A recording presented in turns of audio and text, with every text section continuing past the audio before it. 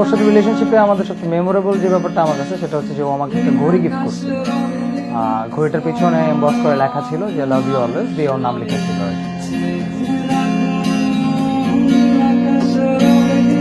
ব্যাপারটা হয়তো অনেক বড় কিছু না, বাট এই ছোট ছোট ব্যাপারগুলোই হয়তো রিলেশনশিপে বড় একটা আউটপুট নিয়ে আসতে পারে।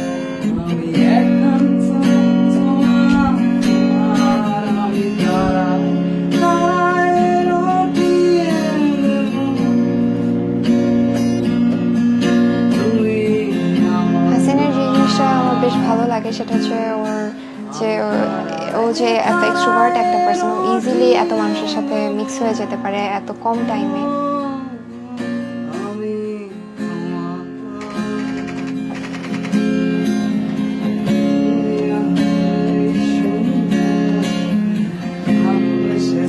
কয়েকদিন আগে ও হচ্ছে আমার একটা ফ্রেন্ড সার্কেলের সাথে সে দেখা করতে যাচ্ছে, আমি আমার ফ্রেন্ড সার্কেলের সবাইকে চিনি, তো সে যাওয়ার আগে বলতেছে যে হ্যাঁ আমি তো মিক্স হইতে পারবো না, আমাকে সবাই রেখে সবাই গল্প করবে।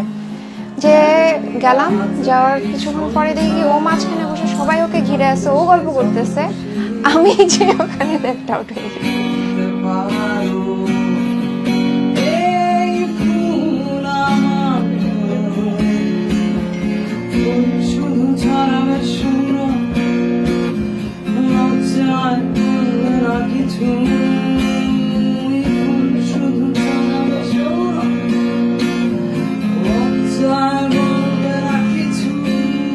ওর যে জিনিসটা আমার খুব ভালো লাগে সেটা হচ্ছে যে আমি যখন কোনো কিছুতে কোনো এক্সট্রাকারিকুলার অ্যাক্টিভিটিসে এক্সেল করার চিন্তা ভাবনা করি, যেমন আমি ফটোগ্রাফি করছি, ও দেখা গেছে যে আমার কাছ থেকে শুনছে যে কেমনে এগুলো ডেভেলপ করা যায়, then she did better then me.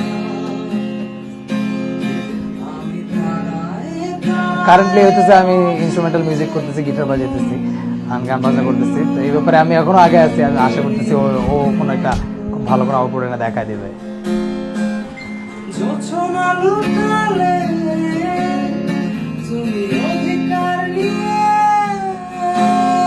আমাদের রিলেশনশিপের অনেকদিন হলো, 5 বছরের মতো সময় হয়ে গিয়েছে। রিলেশনশিপের ভালো দিকও আছে, খারাপ দিকও আছে, তো মাঝে মধ্যে যখন ঝগড়া হতো মনে হতো যে হবে না, কিছুই সম্ভব না। ইচ্ছা থাকতো যে আমার একটাই সবসময় মোটিভ থাকতো যে যাই হোক আমি যাচ্ছি না ছেড়ে, বা এটা আমি যতদূর সম্ভব আমি টেনে নিয়ে যাব।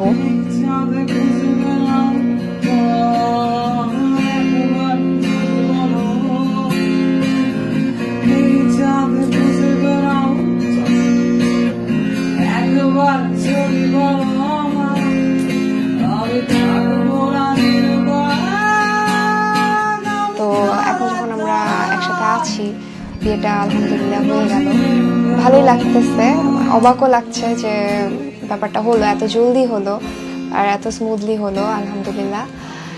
এখন ইচ্ছা যে আমরা বাকি লাইফটুকু আরো ভালো করে কাটাতে পারি, আরো ভালো মেমোরিজ বিল্ড করি।